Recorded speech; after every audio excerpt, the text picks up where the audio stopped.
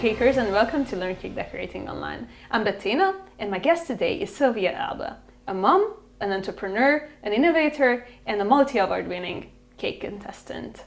Please fill in some gaps in that intro and give us a glimpse into your personal life. First of all, thank you very much for having me here. Oh, it's our pleasure. I live in London, UK, with my husband and my 4-year-old son. Oh, that's fantastic. You only started caking about like 4 years ago? Yes, that's right.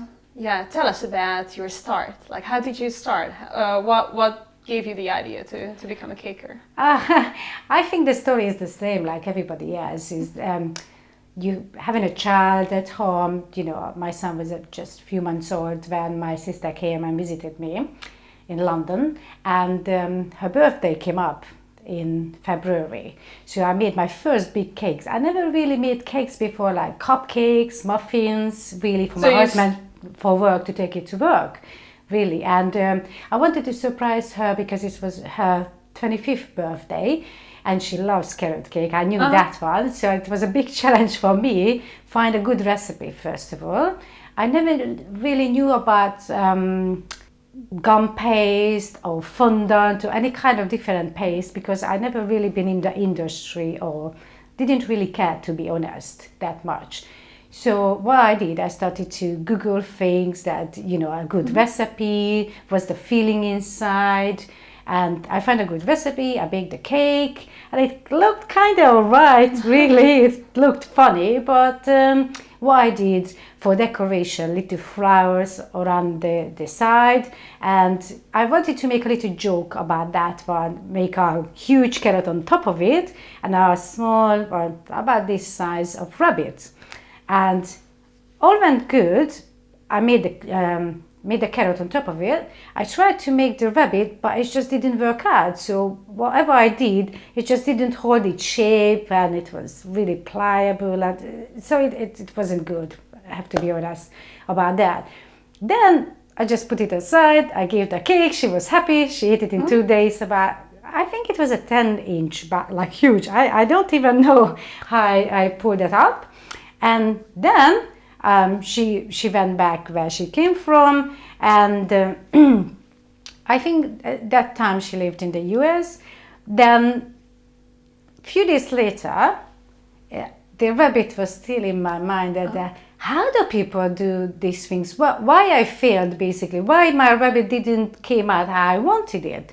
Of course, this was the first time to try, and then I started to look and ask people how did they do that. Basically, this is how I started, because one little curiosity, and after that I feel like, oh, that's good, that's nice. So I started to do it again, and I tried it again and again, and eventually it worked, and I was really pleased and happy that, yeah, finally I did it. Oh, that's fantastic. So you started with like big cakes right away. So no rehearsal on like no, cupcakes. But sorry to cut you, but that was really silly of me, because who's doing it? Who's Oh, like, I'm not sure, oh, you go big or you go home, right? Oh, yeah? You want a big surprise for your sister, but yeah, I should have started, you know, or make a tester first if it's gonna work or not. No, I just started. Oh, that's really cool, actually. Yeah. It was really brave of me, actually. Yeah. So what are you specializing in? So what are your specialties? Because there are like so many different cakes, you know, or techniques. So what is that you're best at? I think sculpted novelty cake is my best and close to my heart, really. I like making wedding cakes. I love them too. And my newest hobby and love is wafer paper, of course. What were the fears and insecurities that you had when you started? Like, you know, when you started to become like a real caker? To be honest, of course, you feel like, oh, am I good enough for that or not? Yeah. It's that. After this, how did you overcome that feeling? Like, because everyone is a little bit like insecure. I'm not good enough. Like, I need to learn a little more. Is it a good result? Like, how do I place myself? So how did you overcome those fears or insecurities? I'm kind of a stubborn person, I have to say that. Yeah, I don't like to fail or giving up something. So I always go till the end and push myself. Then I find out. I'm a very curious person about, if I don't know something, I have to find out. So I was making cakes for about a year.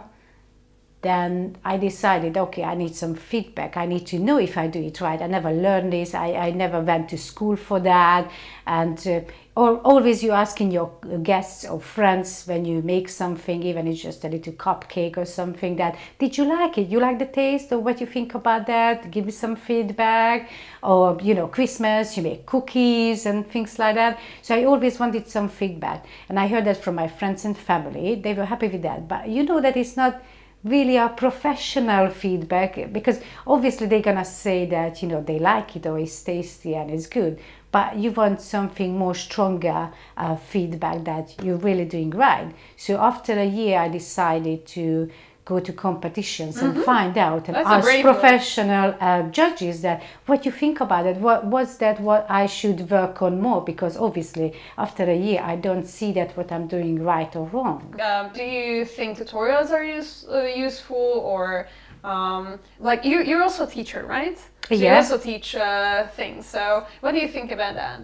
Oh yeah, definitely tutorials all day long. Yeah, because this is how I started, and I can tell everybody, start with that one. It's really good. You can pause the videos, you can go back all the time. Basically, this is how I started to catching up knowledge, really looking others who really good in cake decorating, and tips, how to do right cakes, how to bake, the temperatures, all of that. So this is how I started. I think most of us starting like that.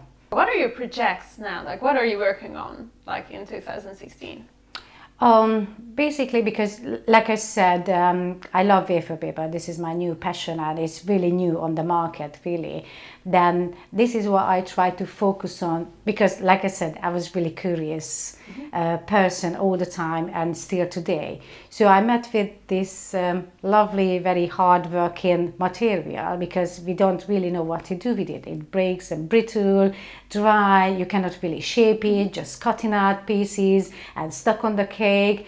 It didn't really work for me. It has to be something more in this one. I try to find something useful, other ways than use this as a 3D elements on cakes.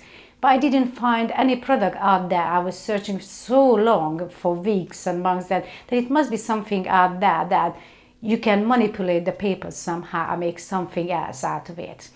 And I didn't find anything. I tried, of course, shortening, I tried piping gel, steamer, all kinds of the alcohol, water, all kinds of techniques I tried, and didn't really work. So what was the solution then?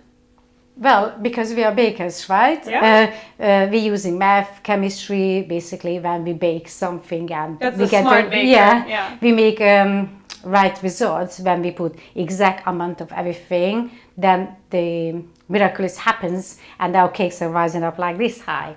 So basically, because I'm doing it a few years now, I really pay attention for all of these details, because I would like to see that my cakes are good quality. I really want a good feedback from my customers, and it's good feeling for me to give something good. I don't like to give, you know, something bad and good quality all the time, trying to achieve that in, let's say, 99%. I try to achieve that. I try to making, you know, recipes and techniques that how can I manipulate the paper. And eventually, after months of testing, then eventually I came up with the formula, and it worked. Every time I tried, every time I tried, it's always worked. And I was really pleased. I said, yeah, I did it finally. It was really good feeling to. Oh, that's fantastic. To make so we have it actually here, right? Yeah. So this is Faber liquid. Right? Yes. This is your innovation. Yes, it is. So would you tell us like some things about this, like the means of use, like how you can use it, or how it makes working with wafer paper easier? Oh, it's really, really simple and easy. Basically, you just need to apply 1 or 2 sprays on a piece of paper, and instantly the paper becomes pliable, soft. You can manipulate it, you can shape it, you can make 3D elements, flowers, ruffles, endless, really. Yeah, we're gonna have that in one of our tutorials. Oh, actually 2 of our tutorials, right? Yes, that's right. Yeah, that's really cool. My next question is kind of tricky. Okay. Yes. So I'm curious in your worst caker moment, like the worst moment that you have ever experienced in your caker career, when you were almost giving it up. Oh yeah, there are a few moments of those actually, because you know sometimes you struggle, especially in the beginning. There was a cake when I'd been asked. I didn't really carve back then, so that was like maybe the second cake I made. Carved cake. They asked me to make a Nikon camera. I don't remember the That's type. a challenge. Yeah, I didn't remember the type. And what's happened really, it was so silly of me, but in the beginning I didn't really know that, you know, when you carve in a cake, like if you have a round cake, you have your board, you put it on the board and you ganache it and fill it and just cover it with fondant. But what I did with the carved cake, I gave the shape, I filled it and, you know, all of these things what you need to do. But I didn't put board underneath. So I covered it with fondant, decorate everything. I totally forgot about all of these things. No board underneath because I just carved it, right? And did everything hours and hours and all night and everything. And I barely slept. And what's happened is I wanted to lift up and put it on the a cake board to place it up. Yeah. And what's happened? I lifted up with the cake lifter and it broke in half. The whole thing, the fondant, the cake, everything basically. And I had to start over and again. I have to tell you, I cried. I was so angry and my tears just came out. And my husband just stood there and he said, you know what? The shop is open in like half an hour. Let me go there. He was so brilliant. I'm really thankful for him. He ran before work to the cake supplier, got me some black fondant that I had to start all over again. And luckily I remember the details and I could, of course, I saved it and started again.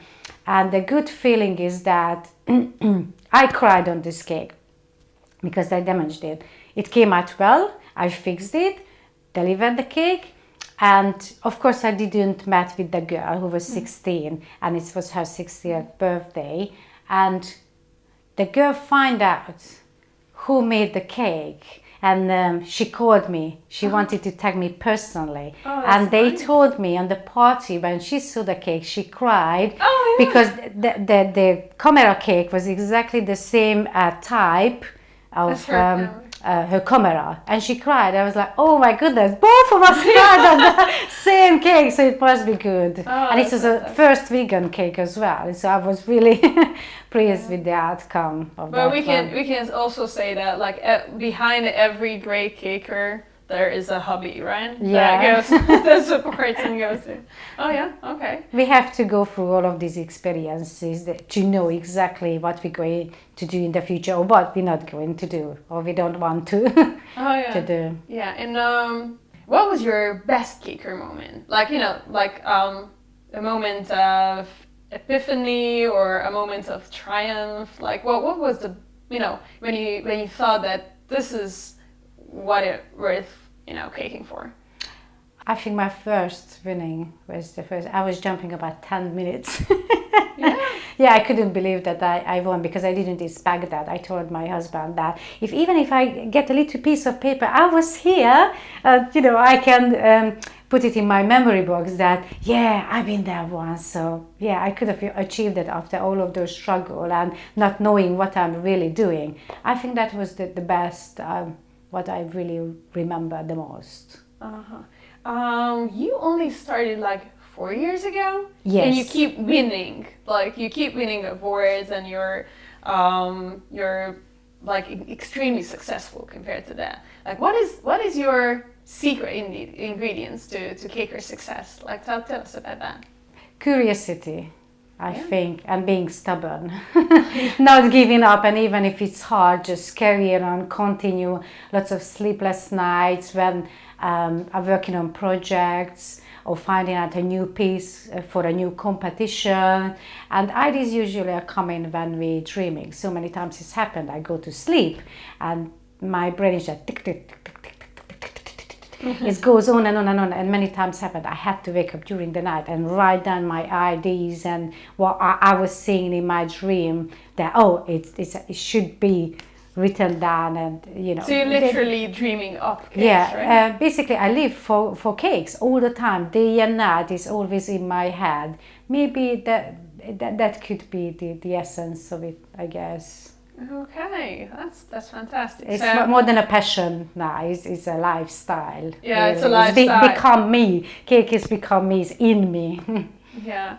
Okay, so imagine that you are like a mom right now. I mean, you are, but like just a mom and not yet a caker. So what would be your advice to aspiring cakers? Like, that you're there and you want to get into caking. So what would be your advice? What would you do? Ask people advices, how they started, what they can do, and lots of tutorials, because that's the best. You see it, you can stop it, like I said, you can go back all the time. Forums, even in some of the certain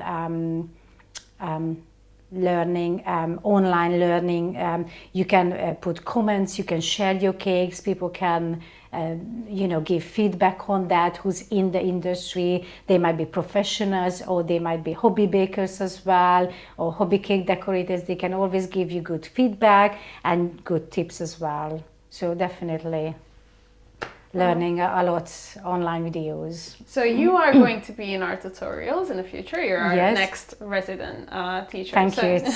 It's an honor to be. Yeah. So are you going to be able to help our like pupils or students? So you will be able to help them with their questions, right? Yes, of course. In the videos. Yeah. Okay, that's fantastic. So they can actually turn to yourself, right? Yes, they can. Okay. Tell us about like your 2016 plans. Like if someone wants to meet you in person, or wants to learn from you in person, or wants to ask you about fabric liquid, or wants to buy it, like how can they meet you? They can find me on Facebook, on our website, or on your site, guys. We're going to shows as well, because we promote. Which shows? Which shows are you going to be? Definitely in UK shows as well. We're trying to arrange new shows, Europe as well. Like we're trying to go to Ireland, France, Germany, different places, and in our show last year, we've been doing little tutorials, quick demonstrations, a tiny workshop really, where they could have tried themselves, do it, not just seeing it. They could have tested out what they really go into and how does it work, because so many people don't even know about wafer paper as well. So this is how they so I'm sure that we're gonna meet at Cake International Birmingham, right? Yes. And you are also going to be present in Cake International London, right? Yeah. Yes. We're planning to go. Yeah, we're planning to go there. Yes. So we're gonna post your gigs on our side then. Okay, thank you. Okay, appreciate it. Yeah, cool. So well, thank you for being here today. Oh, thank you for having me again. I'm sure that our members are looking forward to your tutorials. Me too. I'm looking forward to hear from them, and I would like to see their project as well, obviously, because I'm curious, because I'm showing some techniques and they can reuse it and invent something else and make something else from it. And I'm really curious what kind of ideas they can come up with, because it's inspiring me too to make something different, something new. So we're all inspiring each other through these tutorials and see what other people can do. Okay, fantastic. Thank you, Sylvia. Thank you. Hello, cakers. Bye.